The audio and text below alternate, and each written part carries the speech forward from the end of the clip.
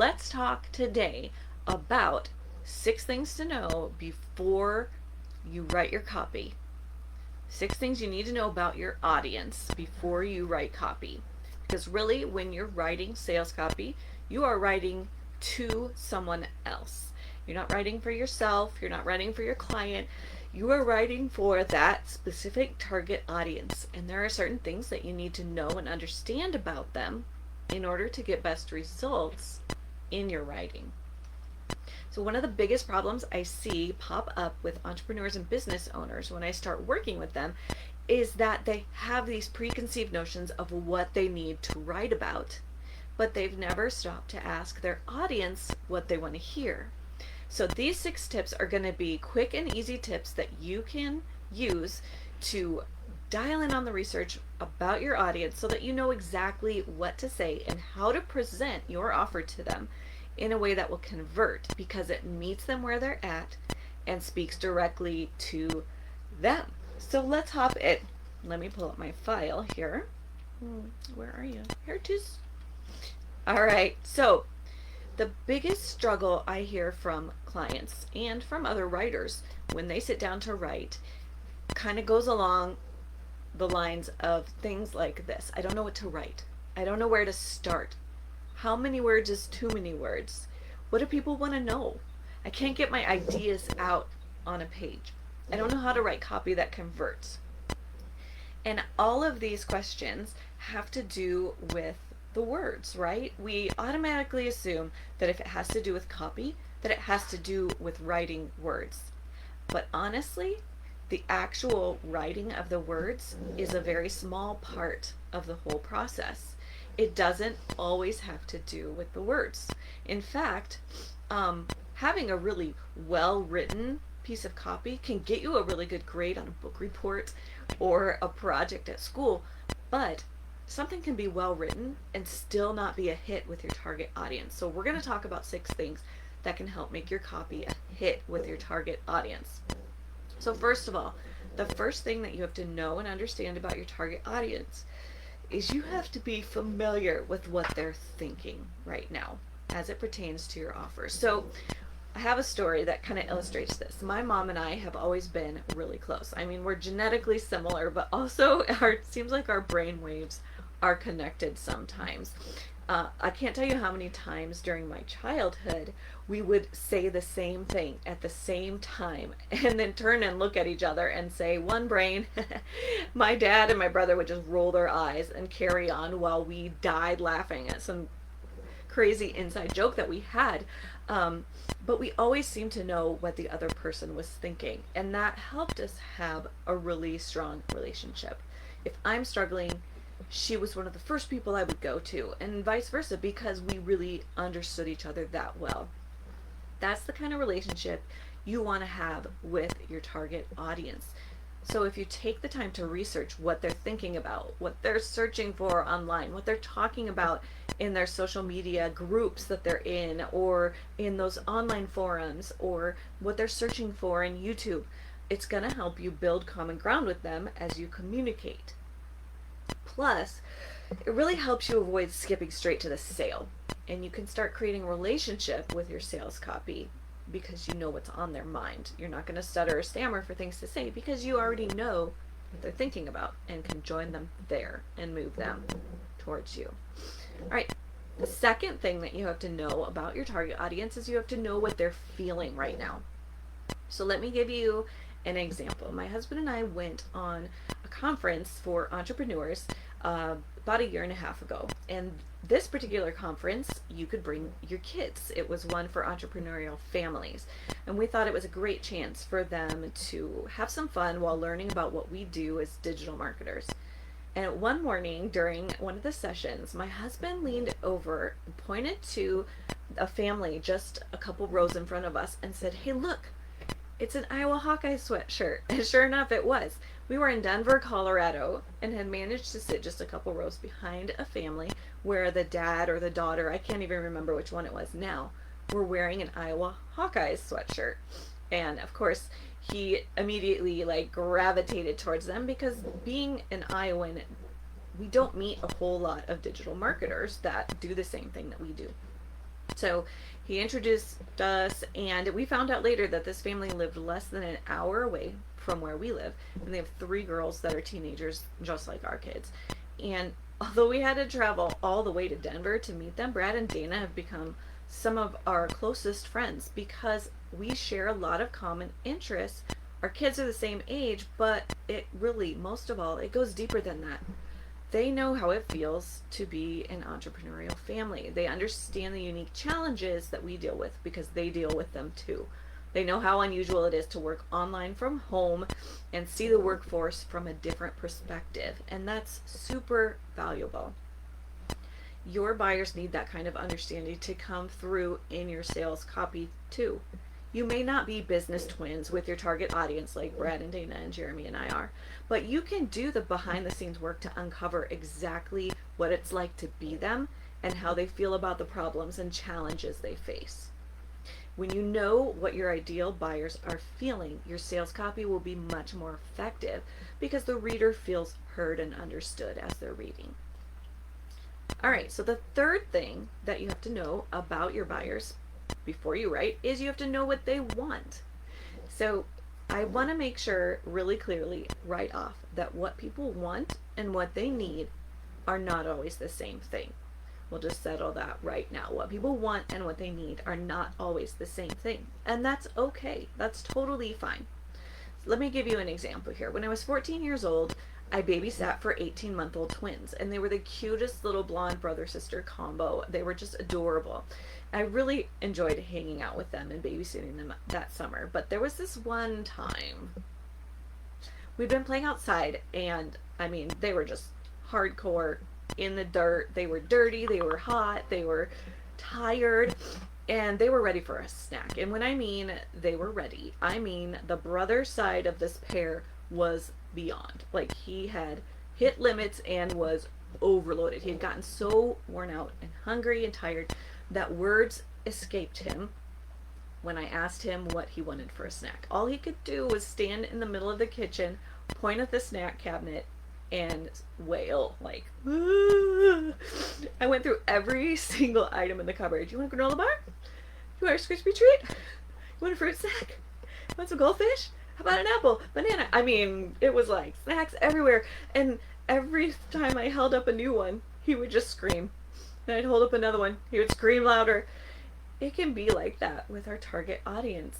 Sometimes we're just tempted to throw out hooks and angles just to see what works. Does this appeal to you? Does this hook work? Do you want us to say this? Do you want us to say that? Now, testing is important.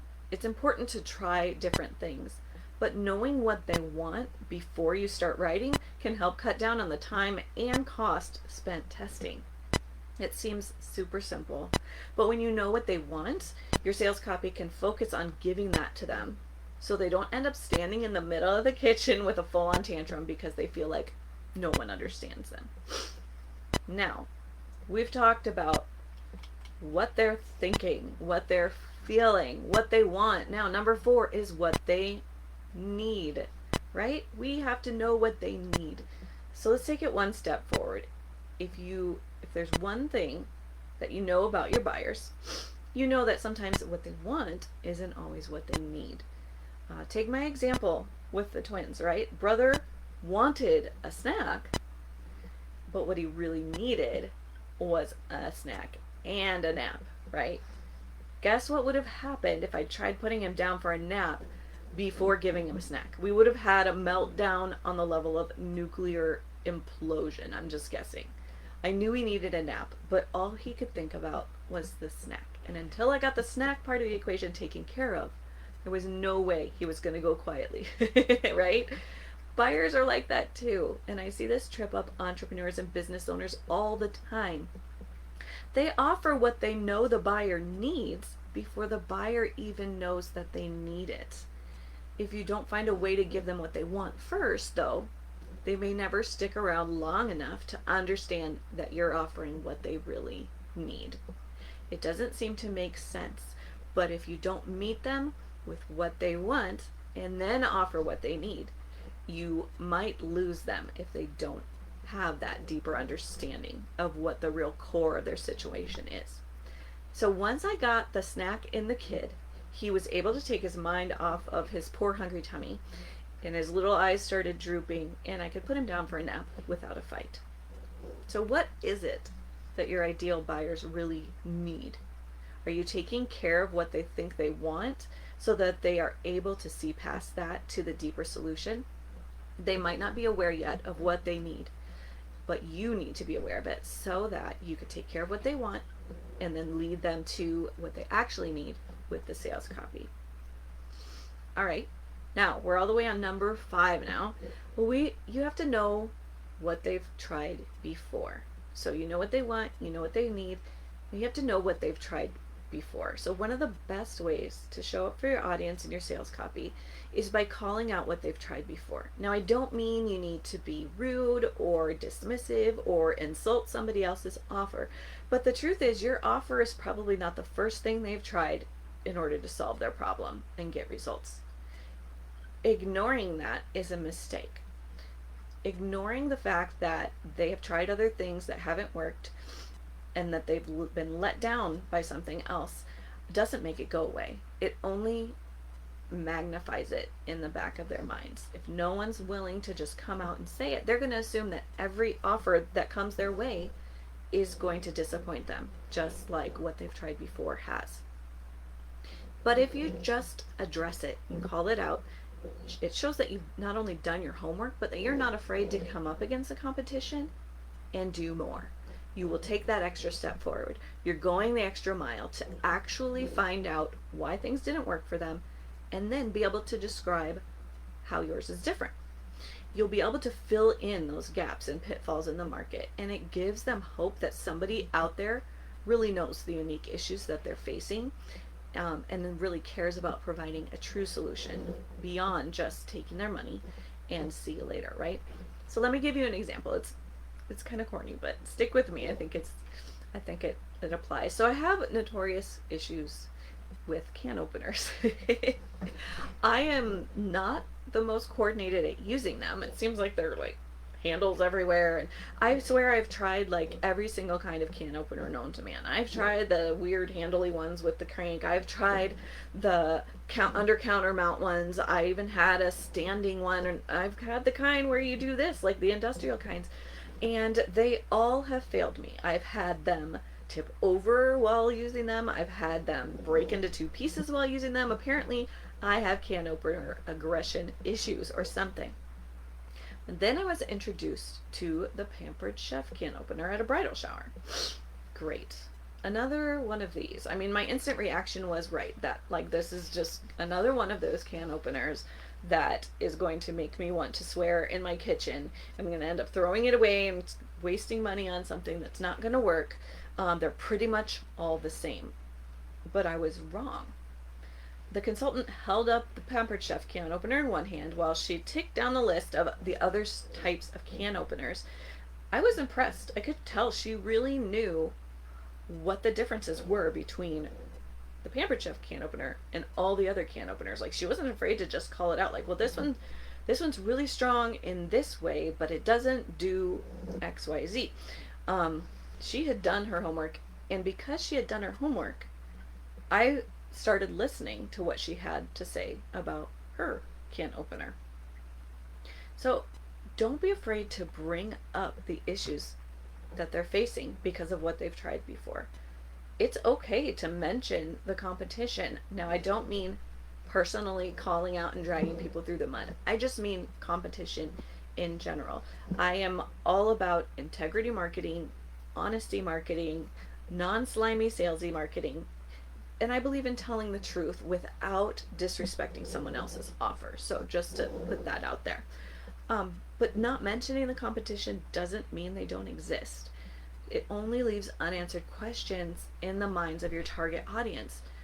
So they'll be listening, but they'll be thinking, well, what about, isn't that just like, I think I've tried that before already. So if you're not really clear about the other things they've tried and how yours is different, then it all just stacks up as the same to them.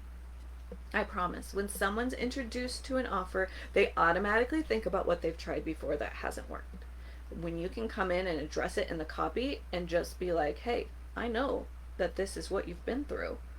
you stand out as an expert. You stand out as somebody who really cares about them as a person.